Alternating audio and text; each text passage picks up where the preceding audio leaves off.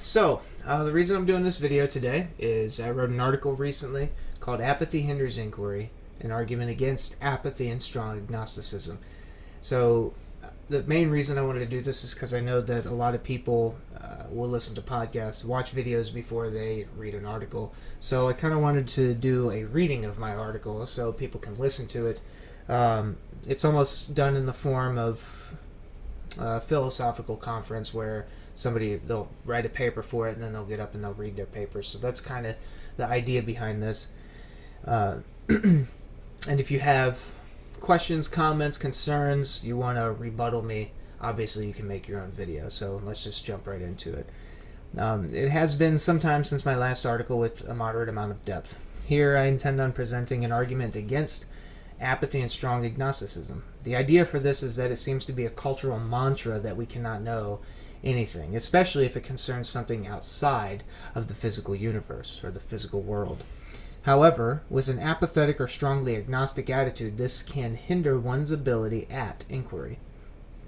When I say inquiry, I mean the general disposition at investigation or attempting to gain knowledge. So understanding the meaning. Though apathy and strong agnosticism are not traditionally merged, I do believe they are connected. First, let's look at the definition of both and then move forward from there. Apathy is, quote, a lack of interest or concern. Strong agnosticism can be defined as the view that any ultimate reality, such as a deity, is unknown and unknowable. With this definition of strong agnosticism, I did remove a single word, probably. The reason for this removal is my argument does not concern agnosticism, but strong agnosticism, which places forward the idea that nothing can be known. Agnosticism, in general, simply suggests that they will withhold belief in something until it can be known, or because they simply do not know themselves. However, the strong form of this belief system is putting forward the claim that it is impossible to know whether something, typically supernatural claims, can be known. Now, the claim that nothing can be known must be cleared up as well. Traditionally, when someone states that they know something, they are suggesting that they have reasonable grounds to believe in the thing they know. For example, someone may believe or know they had eggs for breakfast this morning. They know this because they woke up and made their breakfast with eggs that morning. What they have is justified true belief. They are justified in believing they had breakfast with eggs this morning because they had experienced it firsthand. Barring any defeaters to this belief, they are justified in holding it, and thus this equates to knowledge. On the flip side of that, typically when someone says no in the framework above, unknowable, they are meaning certainty. They are claiming because they cannot know for certain or beyond a shadow of a doubt, then it does not equate to knowledge. This is a mistaken position to take, and we will see why. The argument. In my mind, these two things, apathy and strong agnosticism, are in the same category. One says nothing is knowable, the other one doesn't care if it's knowable or not. Though one is making a claim and the other is not, they are both taking a stance against knowledge. The goal of inquiry is to gain knowledge. Apathy and strong agnosticism run in the opposite direction of knowledge.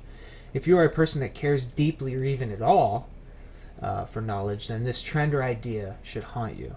If a person has a general disposition of carelessness, in general, that person will be more prone to negative things, be it emotional, physical, psychological, whatever it may be. General carelessness leads to one not fully paying attention to the details around them and will miss information pertinent to them. For example, if a person, again generally, is apathetic and they are walking through a dangerous area, they will be more prone to injury. This injury could be a result for their lack of paying attention to the natural dangers, i.e. holes, pits, animals, etc., or personal dangers, i.e. robbers, traps, mines, etc.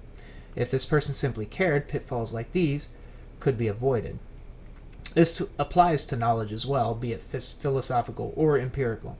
If person 1 does not care if God exists or not, then that person will be less able to obtain valuable information. Knowledge is justified true belief, and the person who does not care if something is knowable only holds to one part of this model, belief.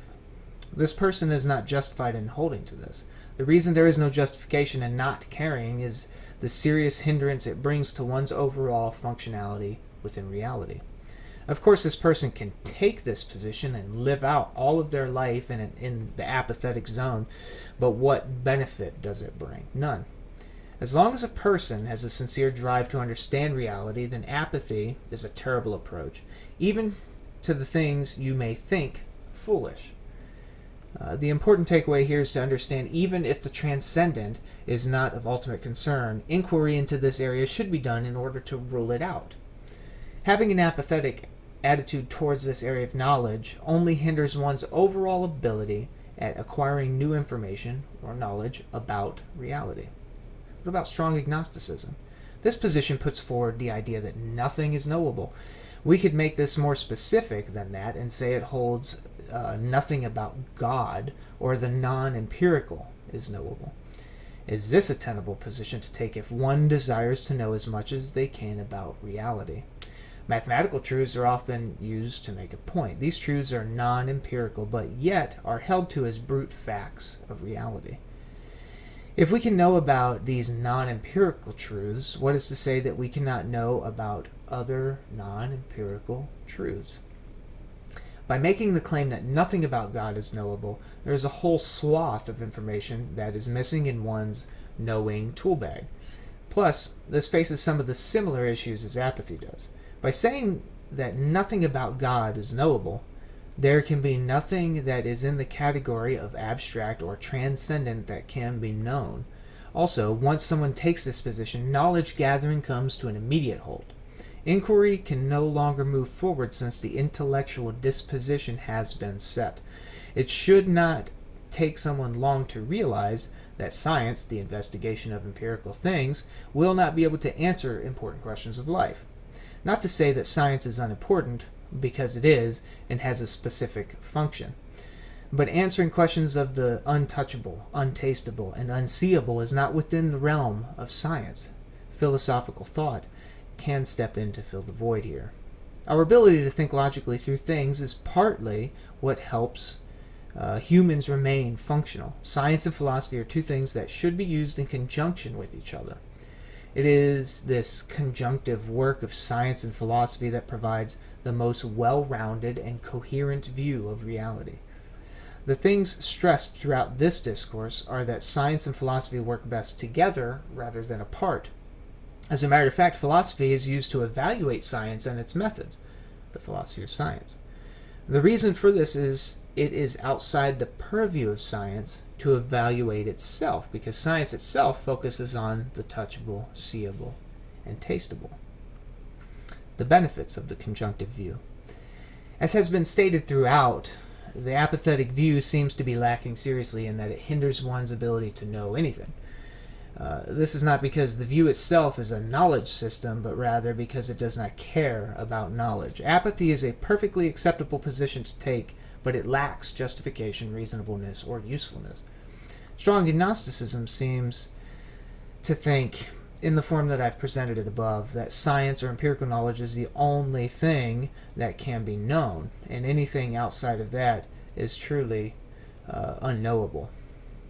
However, the view that I am putting forward is both of these positions are replete with issues for knowledge acquisition. Strong agnosticism would be far more effective if it accepted philosophical inquiry, because science itself does not possess the ability to gain information or knowledge about mathematical truths or abstract objects. Of course, the person could simply assume these truths and laws to be the case, but it does nothing to bolster their own position to hold to assumptions that help their empirical investigations when a philosophical perusal of the metaphysical would provide justification for those assumptions. All I'm saying here is that if the materialist or the strong agnostic, the one who does not accept anything philosophical, and they're holding these assumptions about mathematical laws and these physical laws that are out there that can't be actually proved in the laboratory, they're holding to this assumption, and then they have no basis for this assumption. If they used physical or philosophical investigation, such as delving into metaphysics, they would have arguments and such to justify those assumptions that they hold. So it would just make their position stronger to use the philosophy to help strengthen the abstract laws and such that they accept by assumption. The major benefit that can be gleaned from the marriage of science and philosophy is the general roundness to a person's knowledge base. Not to suggest that if a person accepts philosophy as a reasonable and justified pursuit of knowledge, they will automatically hold inherently true beliefs. However, what happens, instead of having a limited selection of information to pull from, the person opens up a wider selection of information to formulate a more detailed scope of knowledge. For any person who desires to seek knowledge, this seems like the most reasonable approach, to use both science and philosophy. Another benefit of this unified approach could be, since knowledge is not reducible to the physical, knowledge inherently seems to carry with it the trait of having no physical nature. It seems reasonable to assume, if the very source of knowing, being non-physical, assumes there is the ability to know things outside of the physical, since knowing is non-physical. Those against this view. What are some of the immediate objections to the view above? Immediately, it seems one could argue that knowledge is a physical event because there are brain states which can account for knowledge, or portions of the brain that hold knowledge. My initial concern here is how knowledge is being handled in this case. On the face of it, the brain does seem to have a great deal to do with knowledge, in that it has certain portions of the brain that provide a physical capacity for knowledge retention.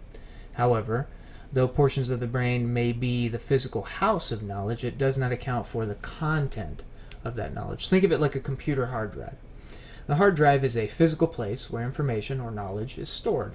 However, the information contained within the hard drive is not physical in the strictest sense. Of course, the knowledge was gained via a physical medium, but the information itself is not physical. It seems that the knowledge itself is outside of the physical and is more than simple molecular interactions. The above seems to be the objection with the most force, since it attempts to ground certain claims in something tangible. However, someone may argue against philosophical investigation based on it being trumped or put out by science. This objection seems to be misplaced because it assumes science is the only justified knowledge-gathering mechanism, but also it is the arbiter of knowledge acquisition, that being science. This position also assumes the usefulness of something is a justified manner to judge the truthfulness of something. So in the mind of the scientist, the one who holds empirical knowledge is the only type of knowledge. Since philosophical inquiry is no longer useful, it cannot be trusted to provide adequate knowledge. I believe this makes a drastic mistake in suggesting if something is useful, it is true. Also, who is the one who determines that philosophical inquiry is no longer useful? It seems to overstep the epistemic position of the one who utters it. The more modest approach would be beneficial here, but by this I mean to say it would be better to suggest that philosophy takes a back seat to the empirical. Do I recommend this philosophical backseat approach? Of course not. However, this position would be much more defensible than the former. Unfortunately, this more modest position seems to make the mistaken understanding that even this empirical knowledge is subject to change. Scientific knowledge has made significant shifts in positions since the scientific revolution. So, empirical knowledge is only useful insofar as it maintains its position of acceptance. This seems to be a generally weak manner in which to judge knowledge, and this cannot be projected onto a different realm of knowledge acquisition. So what's the point? It may seem that based on my reaction, I hold to a view that no knowledge is knowable. If that is what you gathered from this presentation, then I think you have failed to pay close attention. The overall point is to limit our knowledge-gathering devices to strictly the empirical, is to limit what we can know. This is why attention has been made on apathy and strong agnosticism. Apathy has a general disposition of not caring about knowledge. Strong agnosticism seems to think that anything outside of the empirical or the physical is not knowable. The whole idea is there should be a change in our disposition towards knowledge. If we limit how we gather knowledge, then we obviously limit the things we can know. My general concern is for broadening the knowledge base, and both of the above positions, by their very disposition, limit this knowledge base. With that said, the positions discussed above, by their very nature, hinder our ability at inquiry. So like I said, I just wanted to present this paper just so somebody could play it in the background and listen to it, or instead of reading it. And I would really like to have some interaction with it, because there could be things in here that I've written that could be inaccurate, could be baseless. I feel like this is a pretty strong presentation. It can be developed more, of course. And I'm broadening out my study in epistemology. I'm actually thinking of doing an article and probably a video on a stronger form of knowledge. So justified true belief is the normal epistemology that has been in philosophy. People have generally accepted that as the best way to know things, and there have been some pushback on that, because some people think that justified true belief isn't a full enough explanation of how we know things, that you have the Gettier problem and the Gettier cases, for example, that kind of poke holes in the justified true belief category, but it's generally the position that's been held for a while now. I wanted to kind of dive into that to see if I could develop a more rounded and stronger position for knowing things. Again, if you liked this video, go ahead and give me the thumbs up, and don't forget to hit the subscribe button, and look forward to hearing from you. Thanks.